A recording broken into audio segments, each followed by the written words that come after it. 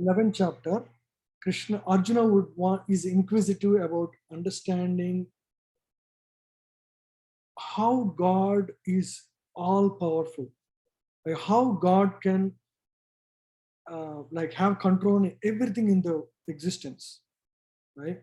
He was right before him, but he's not like us, limited to just uh, our body limits us to perceive everything that happens only within the body.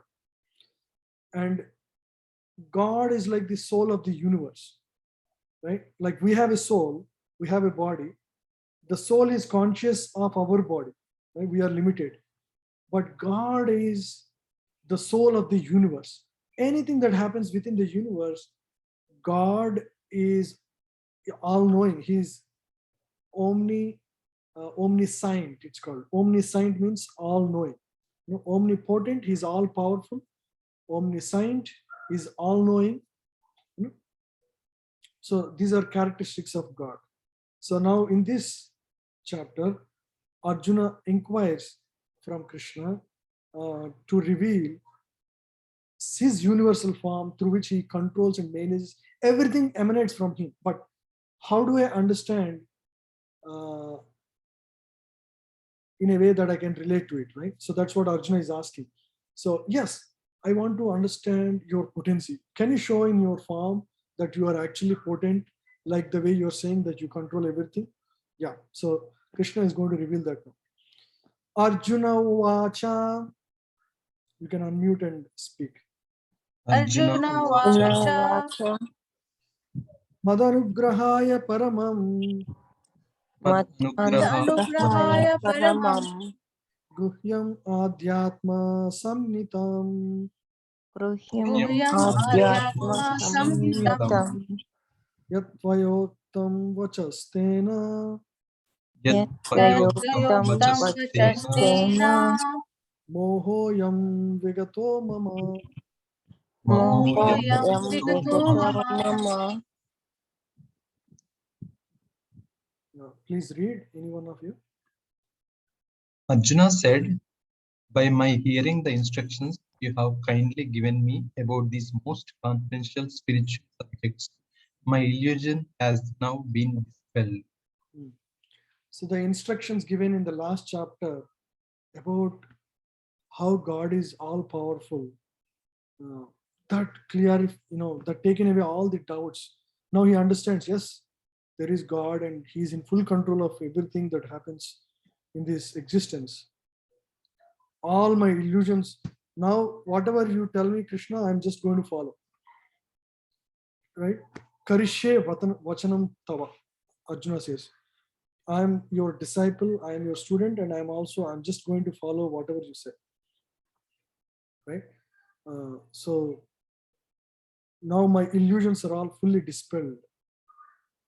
Right? So this is what happens to anybody who studies Bhagavad Gita, because he understands how the whole universe is in a full harmonium. Actually, it's in full harmony with God's plan. Everything that happens, there is no surprise actually, because it's perfectly happening according to God's plan. We just need to understand how that is happening and align our lives to that. That's all, right? It may be shocking in the beginning but everything that happens in our own life is actually for our good. We need to see how we can see in that way, right? Not just a mental, intellectual adjustment. Maybe like a feel good factor. Okay, whatever happens, I try to. It's not some mental adjustment. It's actually the fact. The fact is everything that happens in our life is what is due of us. I mean, what is supposed to happen for us, and there is a perfect plan of God to align us to closer to Him, to bring us closer to Him. That is the only purpose, for which everything happens to us. Right? So Arjuna was initially confused. Should I even fight in this battle? What am I to gain if all my relatives are killed? What am I going to gain? And just for the land, should I fight? So those are all his doubts. Now his illusions are dispelled. These are all, my perception is completely wrong so far. I'm only considering everything from my bodily perspective. But now I understand I'm not this body, and Krishna is actually God Himself, and He is instructing me on the right actions to perform, and so I have to just perform. Right? So that's his understanding now. So this chapter reveals Krishna as the cause of all causes. He is even the cause of Mahavishnu, from whom the material universes emanate.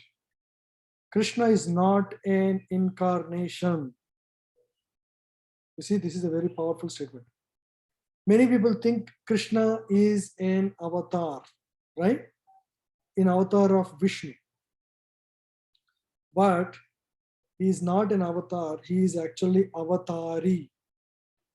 Avatari means the source of all avatars. He is the summum bonum godhood, right? So he is the source of all incarnations. See, that has been completely explained in the last chapter. Yeah. Now, as far as Arjuna is concerned, he says that his illusion is over. That means Arjuna no longer thinks of Krishna as a mere human being, as a friend of his, but as the source of everything. Is the source of everything. Can you read, Prabhu, from here? Arjuna is very enlightened and is glad that he has such a great friend as Krishna. But now he is thinking that although he may accept Krishna as the source of everything, others may not.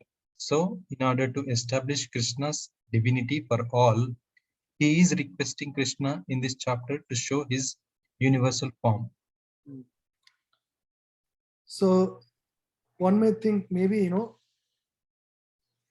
if suppose Krishna does not show his divinity in this way, tomorrow anybody can claim he is also God. Anybody can claim. When God comes to this world, he performs extraordinary pastimes. Like, for example, he lifts Govardhan on his pinky. Right? Pinky is the weakest part in the body. But when Krishna comes, he shows how powerful he is by lifting Govardhan hill on his pinky, which is miles and miles long. Right? So he performs extraordinary pastimes like that. Right? So even now he will show this universal form to establish his divinity. So tomorrow, if somebody claims to be God, we can ask a simple question. Okay, if you are God, show me your universal form. You can ask like that. If anybody claims they are God, we can ask them this question. They will generally have no answer because they are not God, right? Yeah. Yeah. So we'll see. Bhavapyayau hi bhutanam Yayu Ebhutana Shrutau vistaraso maya Sruta Vistarasomaya Vistarasomaya Vattah kamala patraksha Tvata Kamala Kamalapatraksha Pataksha Mahatmyam apichavyayam. Mahatyam Mayam Apichavyayam. Abhichavyayam. Please read. O Okay. lotus eyed. Go ahead, Uma Mataji. Oh. O lotus-eyed one, I have heard from you in detail about the appearance and disappearance of every living entity and have realized your inexhaustible glories. So Arjuna accepts how divinities appear in this world and disappear, and he also learned about the glories of the Lord. And interestingly, he addresses Krishna as lotus-eyed, because Krishna's every limb is exquisitely beautiful, very extremely beautiful. Okay, so all his bodily limbs were extraordinarily attractive. And he was always like a 16-year-old boy until he ended his pastimes in this world. he always looked like a 16-year-old youth, right? So he never gets old like human beings, and his his lips are like they're considered to be like bimba fruit. It's very beautifully like reddish bimba fruit. Eyes are like lotus, lotus eyes. Nose is like a sesame seed. Sesame seed is a very beautiful. It's the most well formed. It looks like a nose. So most well formed nose. Bhagavatam describes the beauty of Lord. It's anybody who sees, they can't turn away his face. That's how beautiful he is, and his color is like a if you look into the sky, like light hue, bluish hue. That is the color of Lord. And his soles of the feet are again pink. The body is like a tiger. When he walks, it's like a tiger walking. The way a tiger walks, it's like so royal and so stout and strong. When Lord walks, it appears exactly like that. And Azanu Bahitalam, and their height and form, they're all extraordinary. No human being compares to Lord in beauty. So Arjuna is describing Lord as, oh, lotus-eyed one, because there is nobody as beautiful as Lord. I have heard from you in detail about the appearance and disappearance of every living, and have realized your inexhaustible glories. So, yeah, please read, Mataji.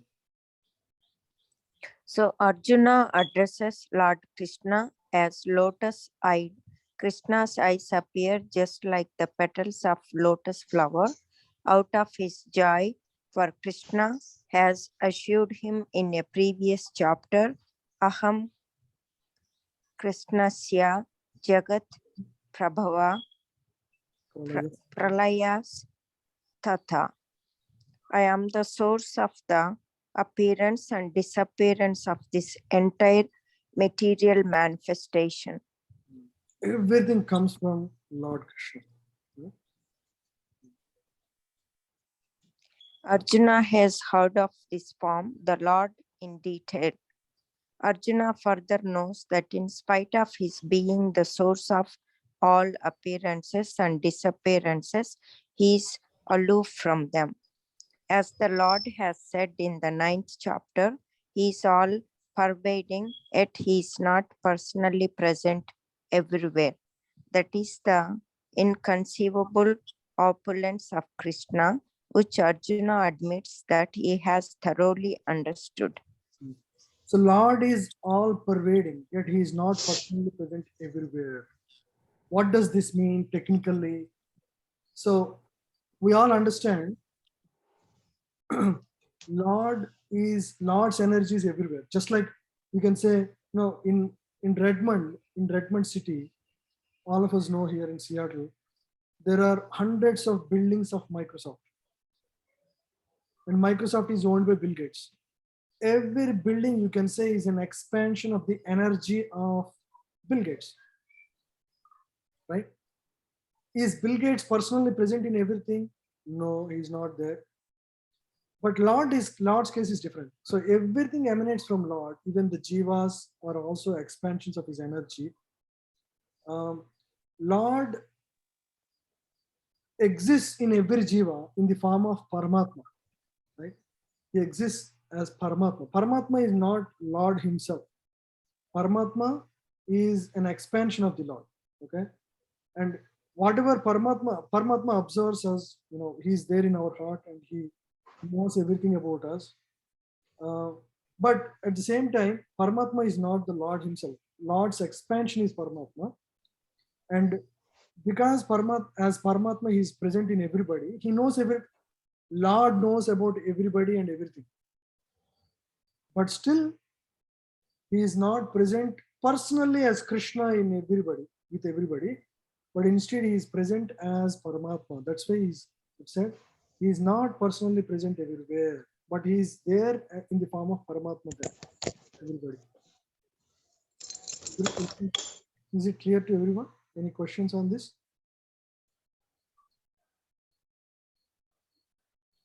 That is the inconceivable opulence of Krishna, which Arjuna admitted was thoroughly understood.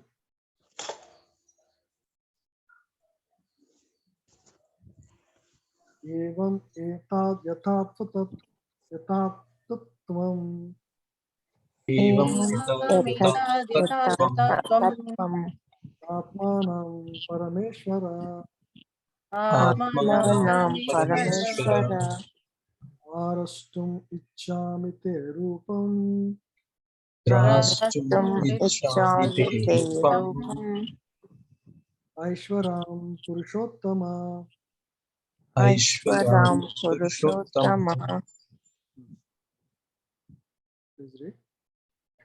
O greatest of all personalities, O supreme form, though I see you here before me in your actual position, as you have described yourself, I wish to see how you have entered into this cosmic manifestation. I want to see that form of yours. So basically, Arjuna is desiring to see the the universal form of the Lord. So he wants the technical details. You see, so many people, this is the difference between the scriptures that we have versus the Bible and Quran. So Bible and Quran say God is great, but what they miss is how God is great. That is missed in those books. It doesn't go in depth as to what is God's name, what does he like, how he relates to his devotees. So you can understand how rich is Bhagavatam and Bhagavad Gita are. Here is God, and you can understand the heart of God. What does he want his devotees to know, and what is the purpose of his coming? So we have to understand how fortunate we are in terms of the knowledge that we have. This is extraordinary knowledge. And in Bhagavatam, you hear Prahlad Katha, right? Dhruva Katha, Dhruva Maharaj Katha, Uttanpada Katha, right? The story of Pandavas. Through all these great stories of great heroes and great devotees of the past, we understand in depth what is the heart of Lord. What does he want, and how we can perfect our life. How great devotees have gone through great challenges in their life, right? So that technical depth gives us a thorough understanding and gives us a lot of conviction on the spiritual practices to take up seriously, right? So that is the advantage we have, right? You don't have that in Bible, you don't have that in Quran. Great scholars of Quran, I know of many. Actually, they read Bhagavatam. You know that? You'll be surprised. A lot of them read Bhagavad Gita. Because when somebody is genuinely curious of God, he gets away from religious boundaries and they want to know more about God. So that's why Bible and Quran, they're like considered like 10th grade books. And Bhagavad Gita is like intermediate, +2 and early college. Bhagavatam is like post-graduation. Post-graduation, PhD you can say. So the depth of understanding of spiritual knowledge and the realization that you get through this wisdom far exceeds anything that you can get anywhere else in any other religious scriptures. It's a fact. Okay? So now this is such a conversation, technical conversation. Now he wants to know exactly technically how did you enter, oh Lord? How did you enter this cosmic manifestation? How do you actually operate in this existence? Right? That's what he's asking. Actually, the full answer for this is not here. The full answer for this is in Bhagavatam. Right? I want to see that form of yours. So, can you read from here?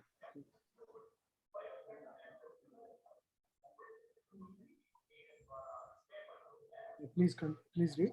Yes. The Lord said, that because he entered into the material universe by his personal representation, the cosmic manifestation has been made possible and is going on. Now, as far as Arjuna is concerned, he is inspired by the statements of Krishna. But in order to convince others in the future who may think that Krishna is an ordinary person, Arjuna desires to see him actually in his universal form, to see how he is acting from within the universe, although he is apart from it. Arjuna's addressing the Lord as Purushottama is also significant. Since the Lord is the supreme personality of Godhead, he is present with Arjuna himself. Therefore, he knows the desire of Arjuna and he can understand that Arjuna has no special desire to see him in his universal form, for Arjuna is completely satisfied to see him in his personal form of Krishna. So you can see here.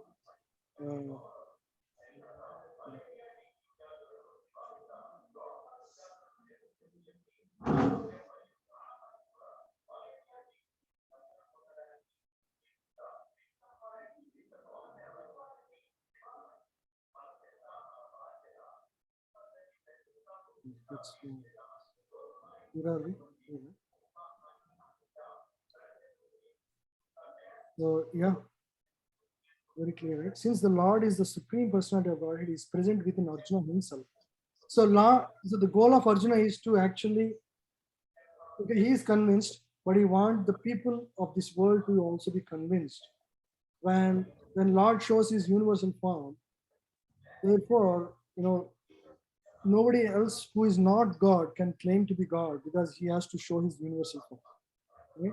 So this is one way to prevent anybody to any so-called, if I produce something from my hand, or something from some curing the disease, all of these things, they're not like really such big things. You cannot.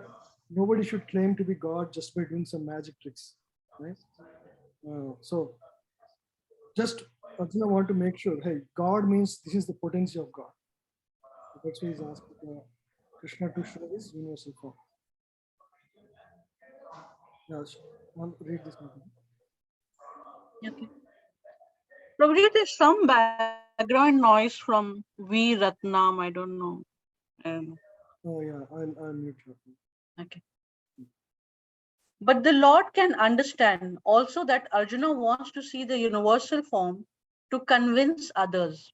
Arjuna did not have any personal desire for confirmation. Krishna also understands that Arjuna wants to see the universal form to set a criterion, for in the future there would be so many impostors who would pose themselves as incarnations of God. The people, therefore, should be careful. One who claims to be Krishna should be prepared to show his universal form to confirm his claim to the people. Because in Kali Yuga, especially, a lot of people, imposters, they claim to be God, incarnation of God. So any incarnation of God should be able to show universal form. So Arjuna is making sure nobody can claim to such, godship. Manyase yadi tachakyam Manyase yadi tastakyam maya drashtam iti prabho maya drashtam iti prabho Yogeshwara tato me tvam Yogeshwara tato me tvam darsayatmanamavyayam. darshayatmanam avyayam. Please read.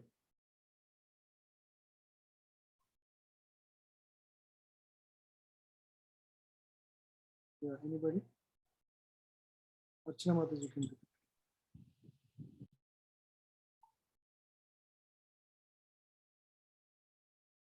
Are you there? Sagar Prabhu, you want to read? Yes, Prabhu. If you think that I am able to behold your cosmic form, O my Lord, O Master of all mystic power, then kindly show me that unlimited universal self. Hmm. So Arjuna was doubtful whether he can actually see the form of the Lord, whether he is capable of seeing the form of the Lord. Hmm? Unlimited universal self. Right? So that's what Arjuna wanted to see. And he addresses Krishna as the master of all mystic power. Because he is the master. He's not, a lot of people acquire mystic power through yoga siddhis, through practice of yoga. They are like students of mystic power. But Lord, he doesn't do any meditation to acquire such powers. He's the master of all mystic power. He's the master of all siddhis. He's the one who bestows those who are on the path of yoga with the powers of mysticism. So that's why it's called Yogeshwara. Ishvara means the controller. He's the controller of all the perfectional mystic powers.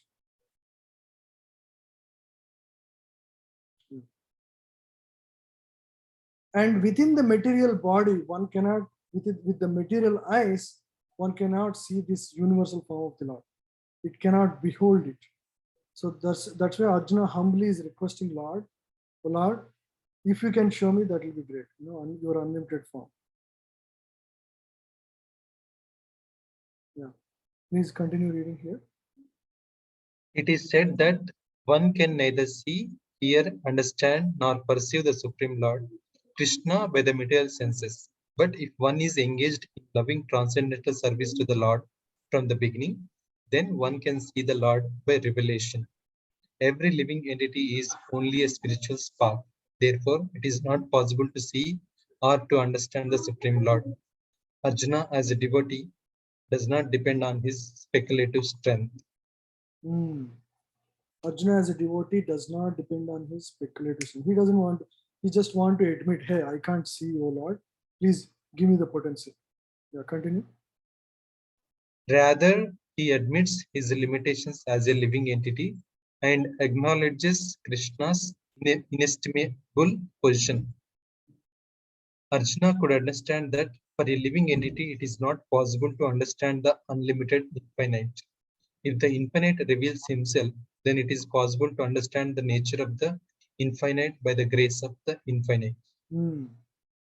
Because we are finite, we are the jivas are finite, and Lord is infinite. Only if Lord reveals to the jiva can one understand God, right? So that's why it's mentioned. Only if Lord reveals do we ever understand God. If the infinite reveals himself, then it is possible to understand the nature of infinite by the grace of infinite. Yeah, please continue. The word Yogeshwara is also very significant here because the Lord has inconceivable power. If he likes, he can reveal himself by his grace, although he is unlimited. Although he is unlimited, he can reveal.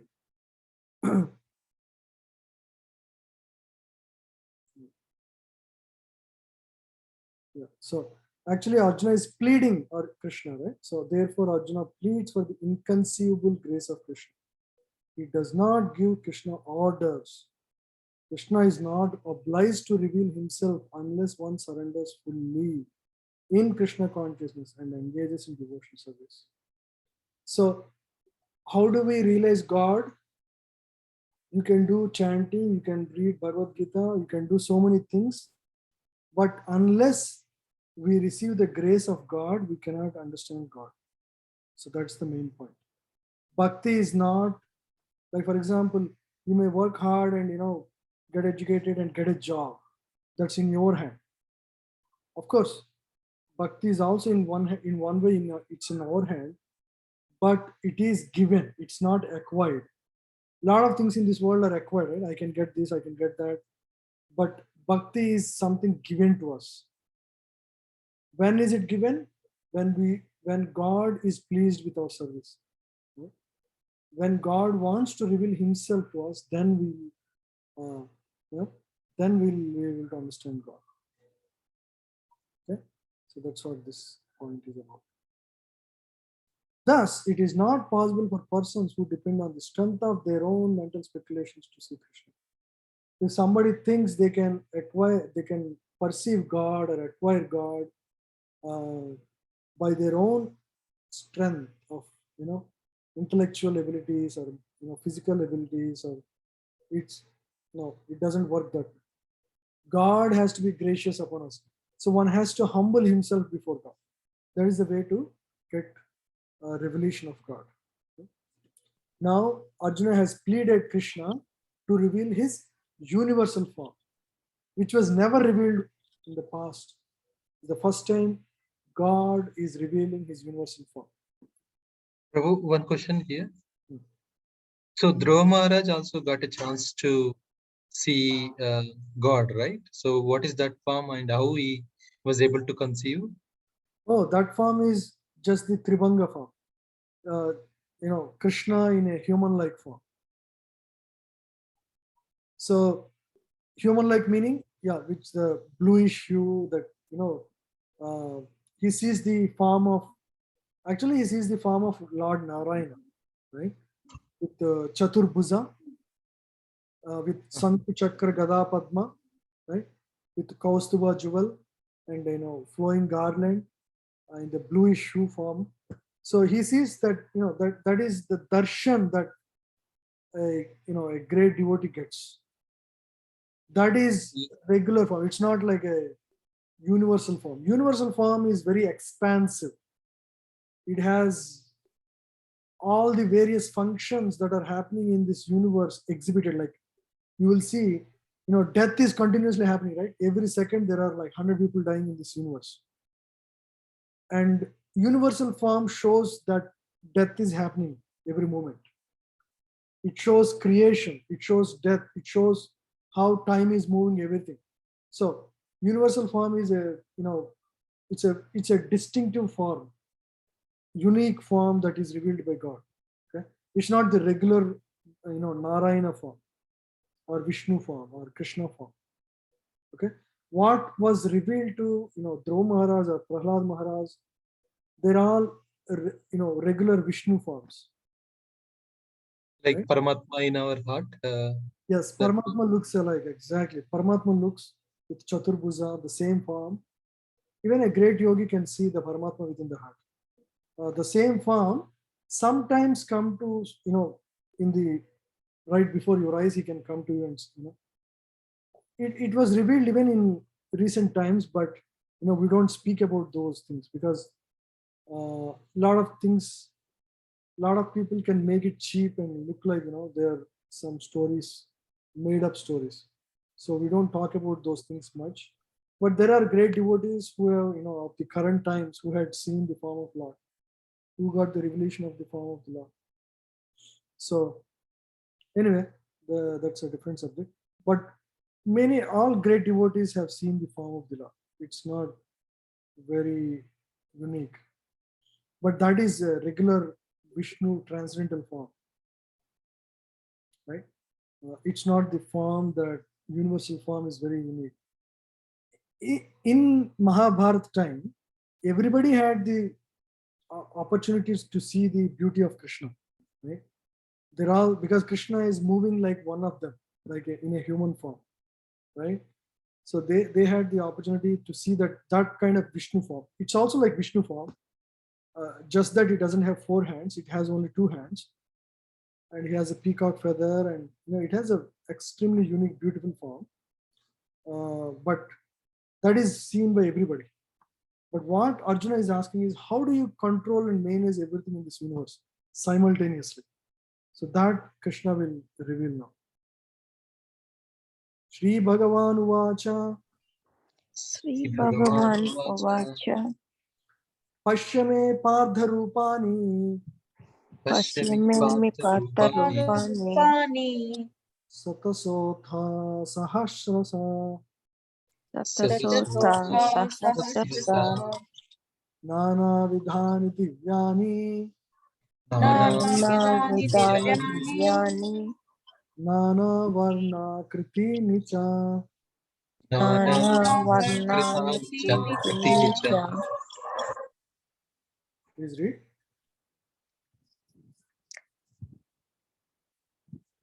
The Supreme Personality of Godhead said, "My dear Arjuna, O son of Pratha, see now my opulences, hundreds of thousands of varied divine and multicolored forms."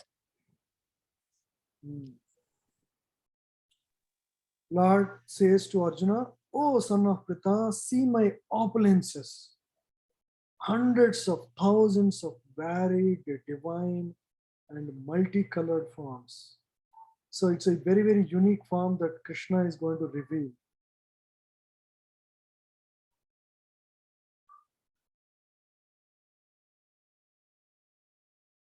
Please read. Arjuna wanted to see Krishna in his universal form, which, although a transcendental form, is just manifested for the cosmic manifestation and is therefore subject to the temporary time of his material nature.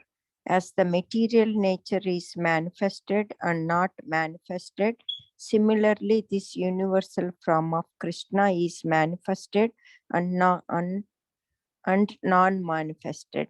It is not eternally situated in the spiritual sky like Krishna's other forms. The distinction between universal form that Krishna reveals to Arjuna, it is manifested and unmanifested. It's not like a permanent form that Krishna will always have. It's temporarily manifest to just show that form to Krishna, Arjuna, just to show how he manages everything, from one person, from being one person. Right? But if you Lord exists in the spiritual worlds, right? There is spiritual sky and so many spiritual Vaikunthas, universes, right? So as the material nature is manifested and not manifested, similarly this universal form of Krishna is manifested and non-manifested. It is not eternally situated in the spiritual sky like Krishna's other forms. It's not eternally situated. Yeah. It's temporary. Yeah, please read. Continue. As far as the devotee is concerned, he is not eager to see the universal form. But because Arjuna wanted to see Krishna in this way, Krishna reveals this form. This universal form is not possible to be seen by any ordinary man. Krishna must give one the power to see it. Only when Krishna gives the power can we see Lord's form like this. Devotee is not eager to see the universal form because they like the Tribhanga form, or Krishna playing the flute while standing under the tree with his threefold bending form, right? Tribhanga, where with his, with his left leg slightly, slightly tilted. Yeah. So that is the form that devotee want to see. But Arjuna, for a purpose, in the future, nobody should claim to be God without actually showing the power of God. He just wanted, out of curiosity, wanted to see that form.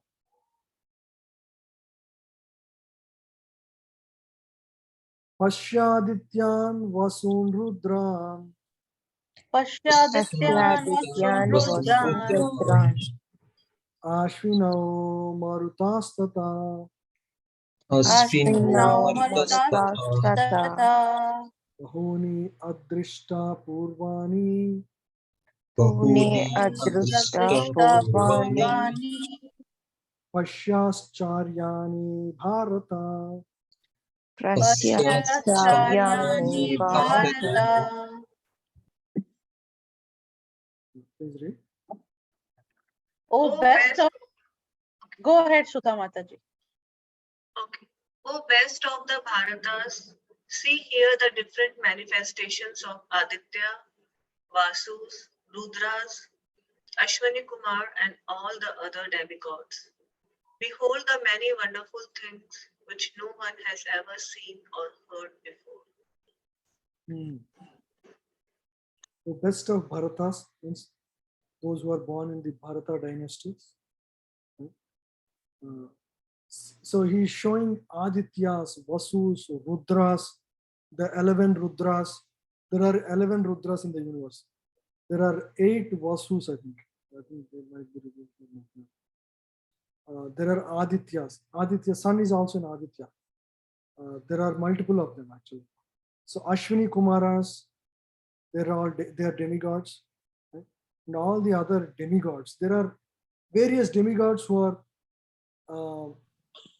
actually taking care of the functionality of the unit. Right? The demigods are like ministers, like cabinet ministers. Right?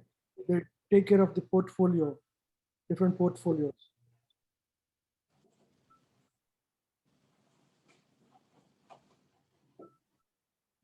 Yeah. So now actually all the demigods are but part and parcel of God himself.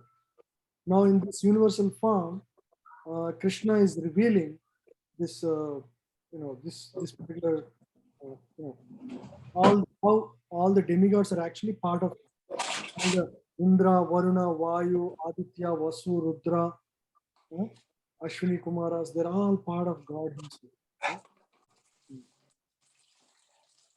Please read. Continue. Even though Arjuna was a personal friend of Krishna and the most advanced of learned men, it was still not possible for him to know everything about Krishna. Here it is stated that humans have neither heard nor known of all these forms and manifestations. Now Krishna reveals these wonderful forms. Krishna now feeling all these wonderful forms.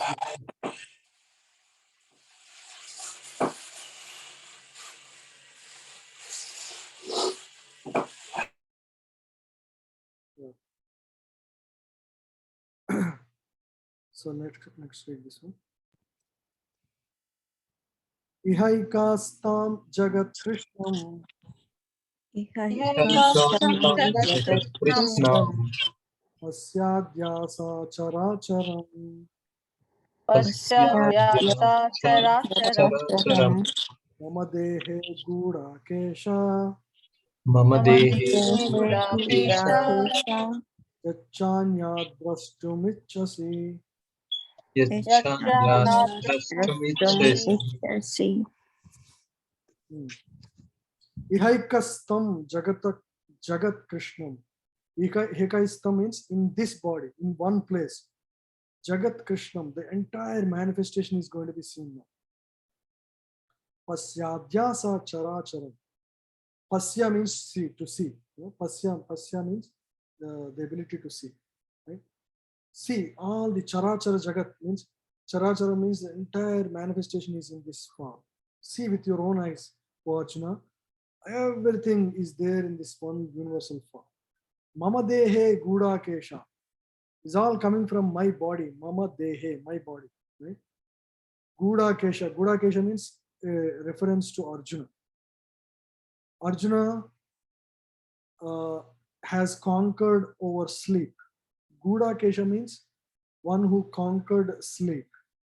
That's because Arjuna, before getting ready for the war, he would practice day and night the archery and develop his skill, and he meditates and achieves a lot of benedictions from various demigods, and he works very, very hard to become the best archer in the entire world. And so he is known as Guda Kesha. Yeah. See all of this in my form. That's what he says. Yeah. Please read.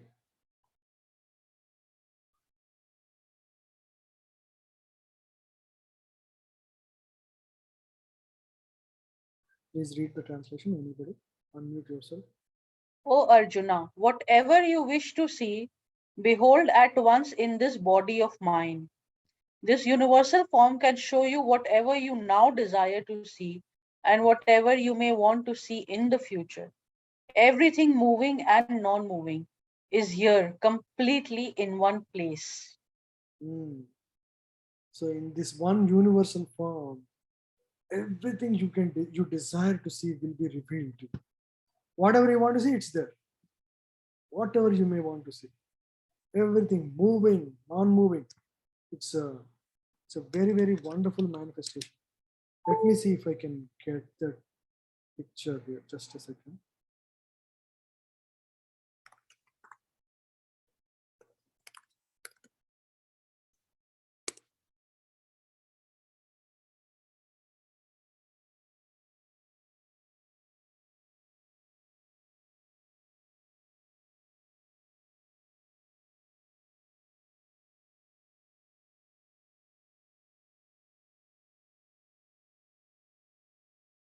See, Arjuna is here.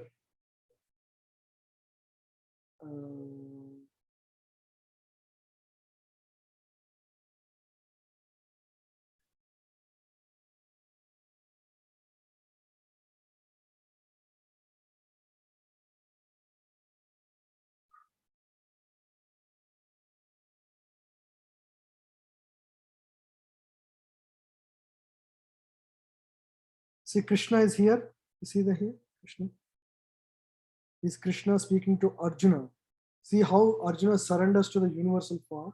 So in this universal form, there is fire emanating from some of the mouths. You see all these, see from his eyes, light is emanating.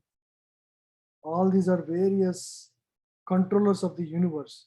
See from somebody's mouth, fire is coming. And all the, actually all the people in the battlefield are actually entering the mouths of death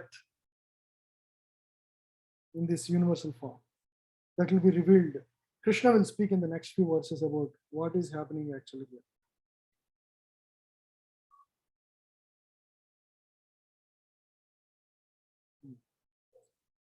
Natumam sakyase drashtum Natumam sakyase drashtum anenaiva swatakshita anenaiva swatakshita divyam dadami te chakshu divyam dadami te chakshu pashyame yogamaishwaram. Pashyami pashyame yogameshwaram. yogameshwaram. Please read. But you cannot see me with your present eyes. Therefore, I give you divine eyes. Behold my mystic opulence. Yeah. So whatever you want to see, you can see in this form. That's what Krishna says. After that, he says, but you cannot see me with your present eyes, your current physical eyes, charma chakshu, right? So with your charma chakshu, you cannot see this universal form. Therefore, I give you divine eyes. Divyam dadami te chakshu. What kind of chakshu? Chakshu means eyes. Yeah? Divyam chakshu. Divyam means transcendental. It's not material, divine. Dadami means I'll give you. The Divyam dadami te chakshu. Pashyame yogam aishwaram. Pashyame, see. With your own eyes, see. Me yogam aishwaram. Aishwaram means the opulences of me. You can see with your own eyes. Pashyame yogam aishwaram.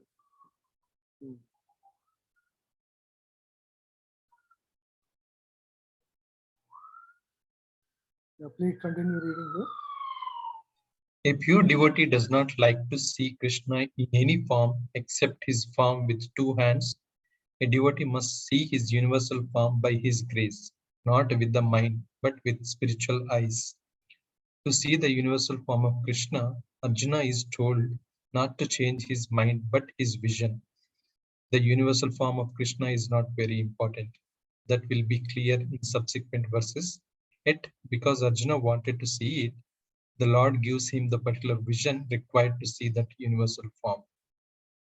Even to see this universal form is not possible with ordinary eyes. So Krishna gives this special divine eyes to Arjuna temporarily, so that he can, it's like, in the current sense, if you want to experience metaverse, you need special glasses to see, right? That's what this, Meta company is building, metaverse. See, these ideas are all nothing new. They're all actually anything that becomes famous in the material world, right? They're all ideas from, original spiritual science, but in a very gross way. This metaverse concept, what is this? It's just a virtual reality, right? This is spiritual reality. What Krishna is revealing is spiritual reality, and he is giving special eyes for Arjuna to see this form. In the material world, to further increase our sense gratification, we want to experience virtual reality and wear these special glasses to experience that meta world, right? Where there is no realistic things, but and that idea, even metaverse, is you may be wondering, hey, technology is advancing so fast and so great. This idea of metaverse is actually very old. That is exactly what Maya Danava wanted to create in this world.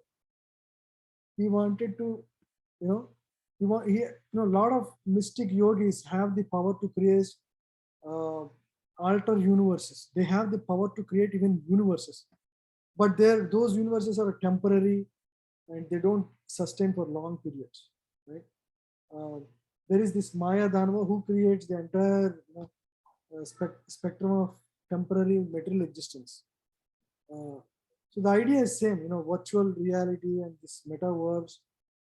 And the only thing is that this metaverse is quite gross, and it is managed through software and hardware, which is all material.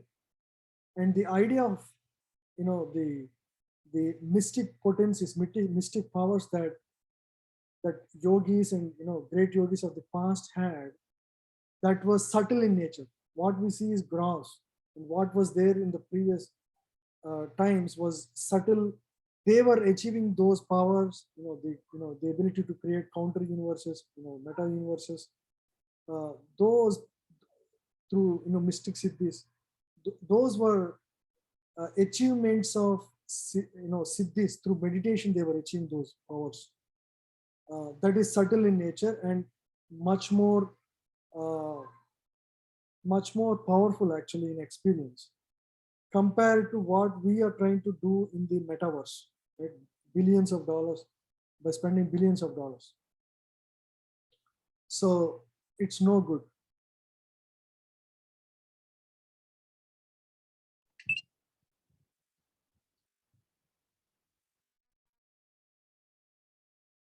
Yeah, please read.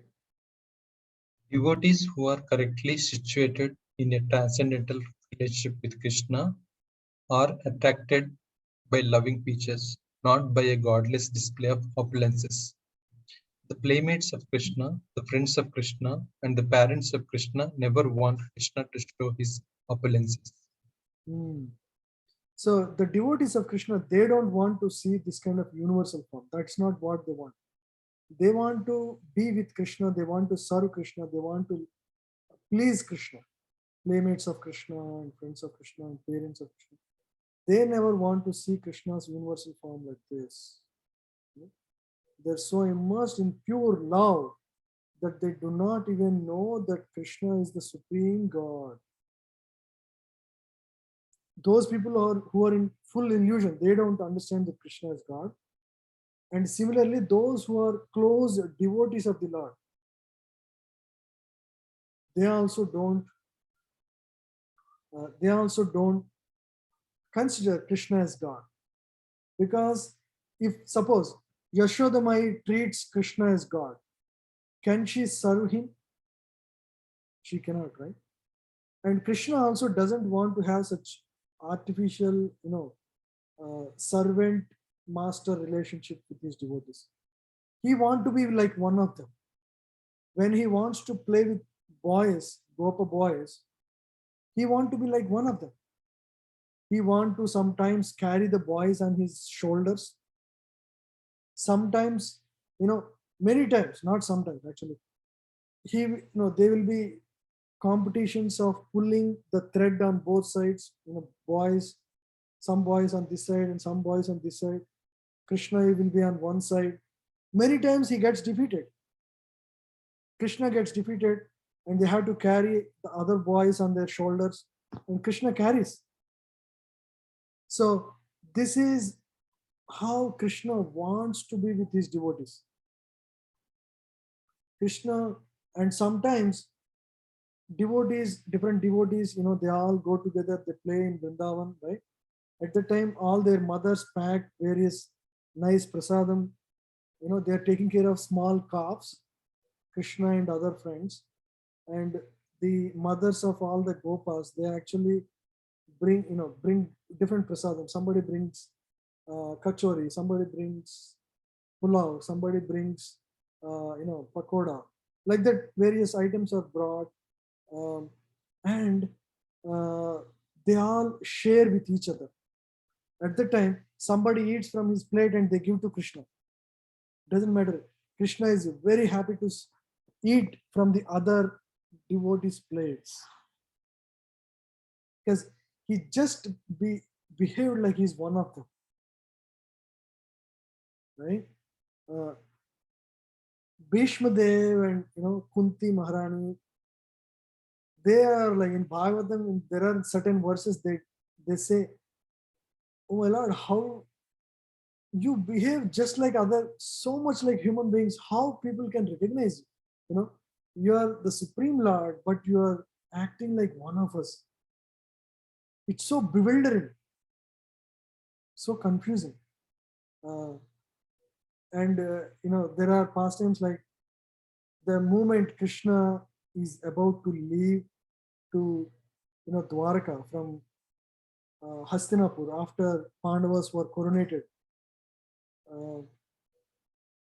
Krishna would fall at the feet of Yudhishthira, because Yudhishthira Maharaj is elder to Krishna, right? Arjuna and Bhima are his equals, and they would embrace Krishna. And Nakula and Sahadeva, they fall at the feet of Krishna. See, in this way, he behaved just like another human being when he was in this world. And they all know that Krishna is Lord. Yudhishthira Maharaj very well knows Krishna is the Supreme Lord, the controller of all the universes. But as a social etiquette, he still accepts when Krishna falls at his feet and he lifts him and blesses him. So it's mind-boggling, but that's what it is. And he wants to be with his devotees and spend time like he's one of them. He sleeps in the lap of his devotees. He's like one of them. He plays with them, he carries them. So Lord enjoys such wonderful pastimes with his devotees, right? So as a devotee of Krishna, one gets to experience all this when we go back to Krishna. Yeah. So can you read this? In their loving exchange, they forget that Krishna is the Supreme Lord. In the Srimad Bhagavatam, it is stated that the boys who play with Krishna are all highly pious souls, and after many, many births, they are able to play with Krishna. Such boys do not know that Krishna is the Supreme Personality of Godhead. They take him as a personal friend. Therefore, Sukadeva Goswami recites this verse. This is a beautiful verse. Ittam satam brahma sukhanubhutya dasyam gatanam paradaivatena ayashitanam paradakena sakam vijaya. Here is the Supreme Person who is considered the impersonal Brahman by great sages, the Supreme Personality of Godhead by the devotees, and a product of material nature by ordinary man. Many ordinary people think, yeah, Krishna is also like one of them. Right? Now, these boys who have performed many pious activities in their past lives are playing with that Supreme Personality of Godhead. So it's by great fortune one gets to play with the Lord like that.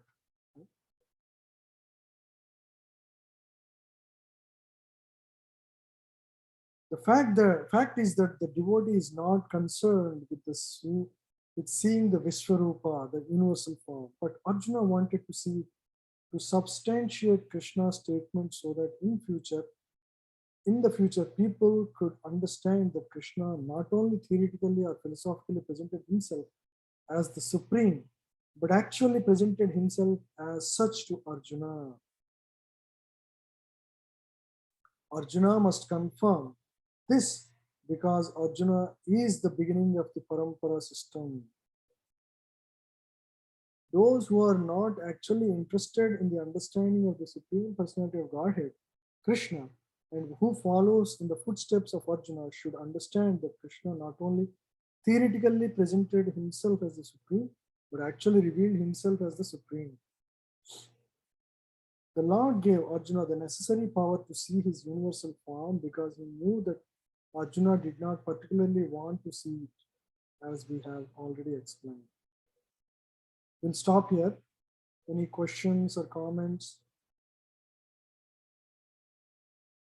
So we'll continue from 9th verse in the next class.